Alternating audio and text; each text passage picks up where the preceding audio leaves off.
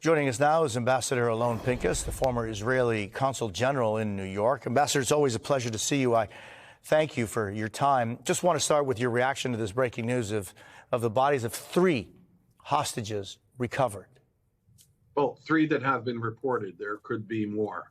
And the question, Jose, is whether or not these were individuals who were murdered on October 7th or indeed hostages who either died or were murdered in captivity.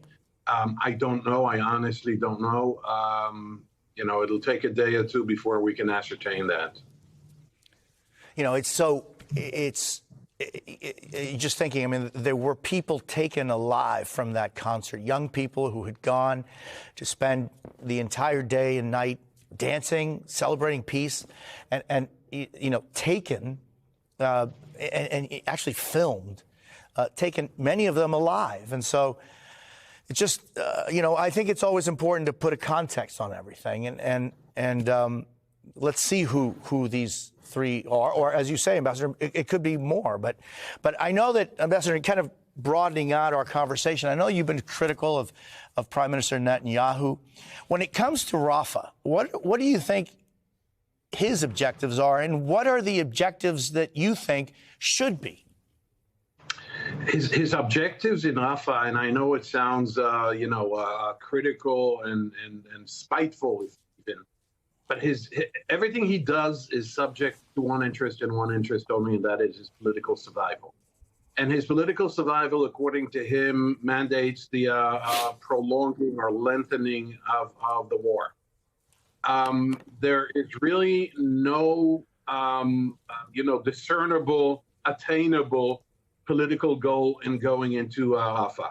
Killing and destroying Hamas anytime, anywhere. But you're not going to do that by going into Rafah. Now, if indeed, Jose, Hamas's center of military gravity was in the south of Gaza, in Rafah, as Prime Minister Netanyahu has been saying for the last few weeks, then why the hell did you not start the war in the south and rather occupy the north, as you can see on the map that you're putting on right now on the screen? Number one. Number 2, destroying Hamas, annihilating, eradicating, toppling is a worthy cause, but it's not attainable if it's not done politically and diplomatically. You're not going to do this militarily unless, and I emphasize, unless Israel occupies the Gaza Strip indefinitely, since Israel is saying that it doesn't intend to do that, since the U.S. is imploring Israel not to do that, since Israel has repeatedly declined to present any post-war framework or even entertain American ideas on a post-war, so-called day after scenarios, then my short answer to you would be, I don't know what the hell he's doing in Rafah. Because if this is about occupying the southern tip of Gaza, you're going to be in charge. You're going to be responsible de facto for 1.5 million desolate Palestinians. Is that a smart war objective? I don't think so. Ambassador, just if you would speak to me a little bit about, and I was struck by what you said. You said that Netanyahu's principal objectives on this war are political? Yes. Personal? And I'm not, yeah, absolutely. Look, ever since 6:30 a.m. on Saturday, October 7th, 2023, he's been doing nothing but trying to extricate himself from this debacle, shedding responsibility, refusing to be held accountable, just thinking, maneuvering, manipulating from his own coalition members up to and including President Joe Biden, just to avoid being answerable and accountable to Israel, meaning to avoid an inquiry commission, meaning, most importantly, to avoid mass demonstrations. You have to understand, the war is not popular. People hate Hamas. People are still livid, angry, devastated, shocked, humiliated even by Hamas, and rightly so.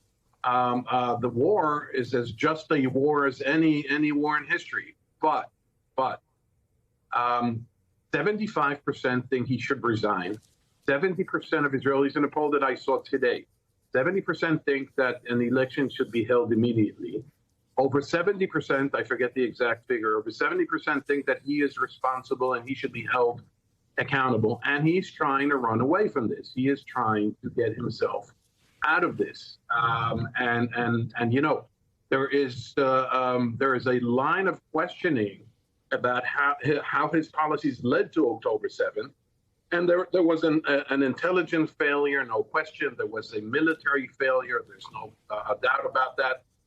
But he's the prime minister. But then there's a second line of questioning on the prosecution, and the management of the war. And this is probably the source of contention between him and the American administration. Ambassador Alon Pinkas, I thank you very much for being with us. Appreciate your time.